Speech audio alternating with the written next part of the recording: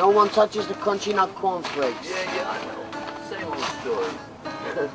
Now we know why. Yeah? It's crunchy nuts, Now man. you know Mike had a good time after breakfast last week. I saw the advert. I was quite happy selling horse chestnuts in Times Square. One day I'm whistling to myself. He says, "Hey kid, you can sing, I'm gonna make you big." You got it. Sure he makes me big. He has me on stilts advertising hot dogs.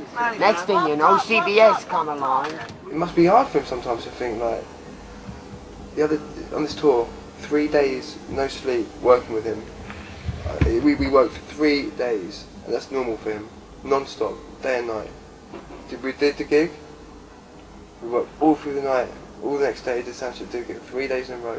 Now that's something like, where that energy comes from, you say it's drug related, whatever, but if I can focus as well on the work, music, that's got to be quite scary, I guess, sometimes. He needs to be doing a lot more than anybody else I've known. He's got a lot of energy, you know. Forget about the drugs. I remember before he took a lot of drugs that boy could stay up for 2 or 3 nights without any drugs, playing music, boundless energy, just natural adrenaline.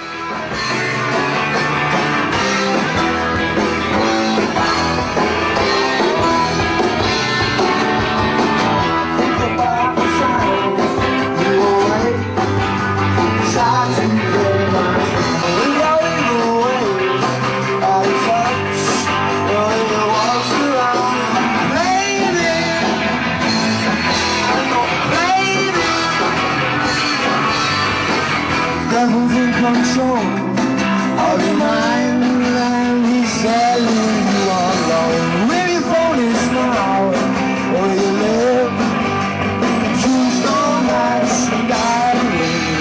Cry, you lead people on to what? It goes 1, 2, 3, but Tell him we're on our way, get the emergency doors open, and get the driver in on the scooter.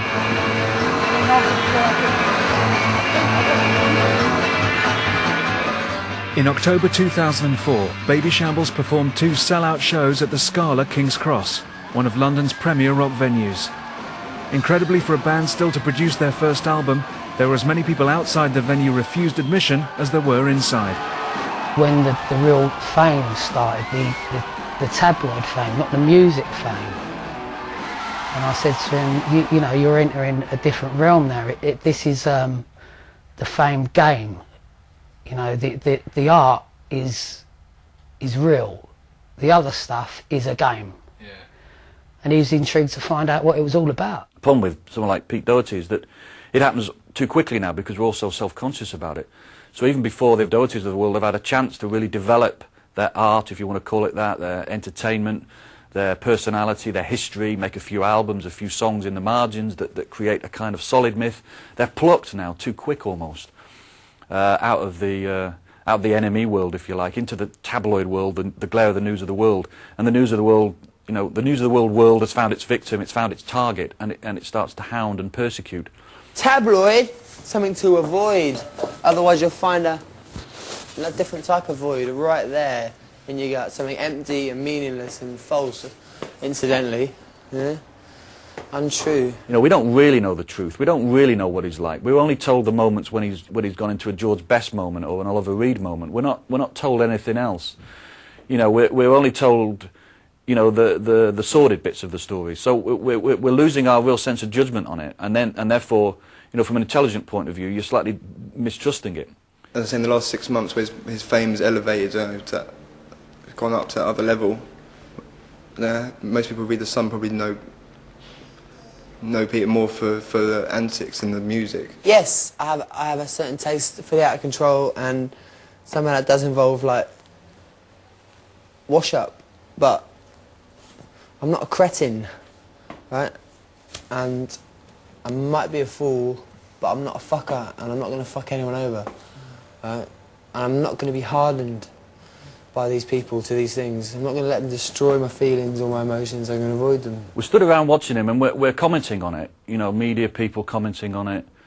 Whether that's, you know, so-called intellectual media, so-called, you know, broadsheet media or the tabloid media. We're watching, you know, the broadsheet media is watching the tabloid media hound him, but picking up all the little scraps from the tabloid hounding to make their stories. So they're just as sort of culpable as anybody else. Pete gets hounded by the press, and they'll take anything to get a story.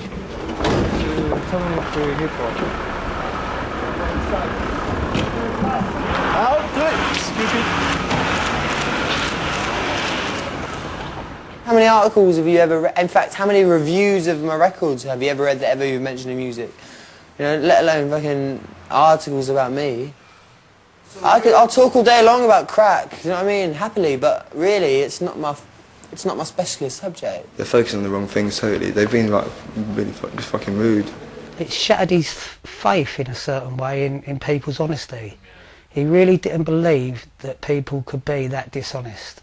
You can just exist, and you can just keep sincerely producing what you produce, whether it's music or lyrics, without being knocked back by the media. I'm sure sometimes it gets to him, but generally I find him quite self-referential. He's got a good foundation, he knows what he wants to create, and he does it. And I think that harks back to the idea of being like a libertine, of being a nonconformist. You're not referenced by anyone else. You can create.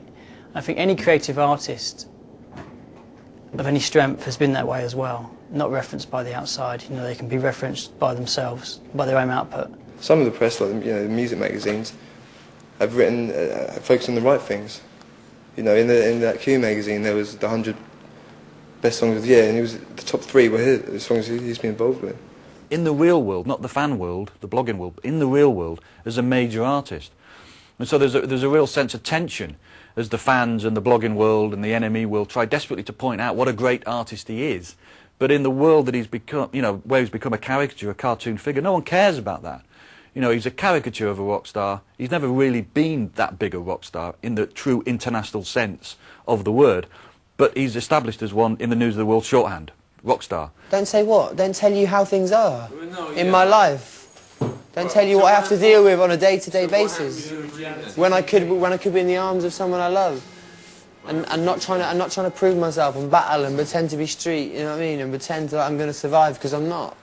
I'm going to get it very, very soon if things carry on like this. Someone like Brian Jones and now Pete Doherty, they kind of stand for a way of living and a way of thinking that is quite freeform, it's quite radical. And obviously, you know, the political stance of the news of the world is very anti that, and they immediately want to castrate and if you like, drive to death anybody that stands for something they don't agree with, that they think is, you know, the wrong way of being.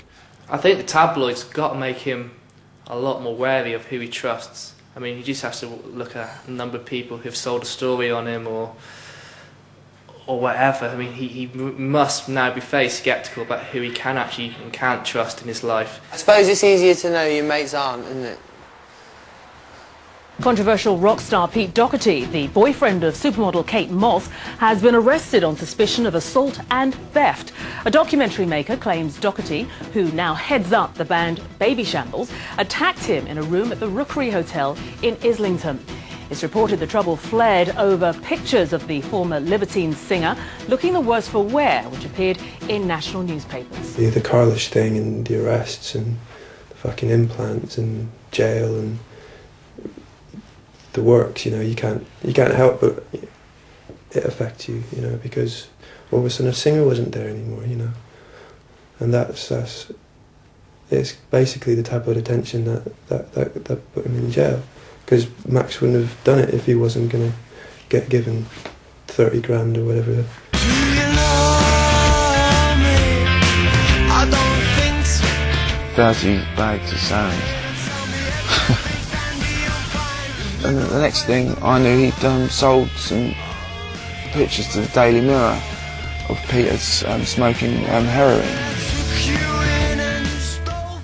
I'm not a person who generally bears grudges. Like, my temper goes quite quickly.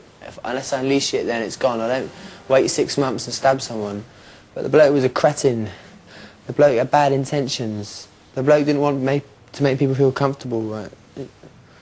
Pete just came in one afternoon and said, "Oh, you know, let's go out. We're going out to a hotel." So. And when he turned up at that hotel, it was the saddest thing I've ever seen. Pete asked for Max